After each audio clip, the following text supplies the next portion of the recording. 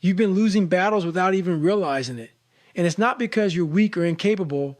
It's because you surrendered your most powerful weapon, your mind.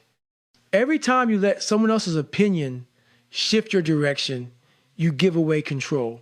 Every time you pause to ask if they'll approve, you give them ownership over your choices. Every time you look to the outside world for validation, you weaken the core of who you are. That's not living. That's existing under someone else's rule. You were born with a weapon. Your mind was made to be sharp, unshakable, brutal when necessary. But somewhere along the way, life dulled it. People chipped away at it. Their words became louder than your thoughts. Their labels became your identity. And now you walk around like a ghost, wondering why you feel lost, why you feel weak. It's because your mind no longer belongs to you. You gave it away one small compromise at a time. They told you what you should wear, how you should talk, what job you should have, what success is supposed to look like. And you listened. You followed their path because it felt safer. But safe doesn't build strength. Safe doesn't build power. You know what does? Standing in front of that mirror and telling yourself the truth that you've been a prisoner in your own head, that the only chains holding you back were forged by your own fear of judgment. You don't get strong by avoiding conflict. You get strong by facing it, by looking every doubter in the eye and saying, you don't get to live in my head anymore, because the only reason they have power over you is because you keep inviting them in. You give their words weight. You give their opinion space. You let them sit at your mental table and eat up your confidence. And for what? For peace? For acceptance? That's not peace. That's quiet surrender. That's death in disguise. Your mind should be a fortress, not a motel. Lock the damn doors. Protect your focus like your life depends on it, because it does.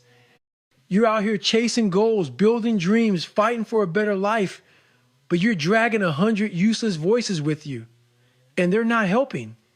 They're slowing you down. Every negative word they spoke is an anchor, and you're the one still carrying it. You want to be unstoppable? Then reclaim your mind. Take back the real estate. Evict the critics. Erase the doubt. Replace it with clarity. Replace it with drive. Replace it with the unshakable belief that you don't owe anyone an explanation for who you are. You don't owe them permission. You don't owe them your peace.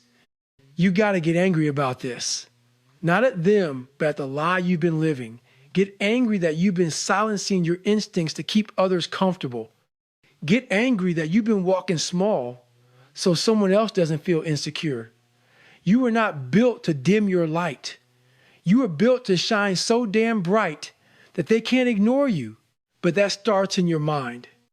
That starts when you stop letting fear drive the car. Fear of rejection, fear of criticism, fear of not being enough. Those are the programs running your brain right now. You need to delete them. Replace them with discipline. Replace them with focus. Replace them with the mindset of a savage who knows the only approval that matters comes from within. You don't need to be liked. You need to be respected by yourself. You don't need to be understood. You need to be aligned with your purpose, your grind, your mission. That's what makes a man or woman powerful. That's what separates the weak from the warriors. The warrior doesn't chase praise. The warrior chases growth, chases truth. And truth starts with owning your thoughts again. Stop walking around like a slave to opinions, like a puppet whose strings are pulled by likes, comments, and sideways glances. You're not that person anymore.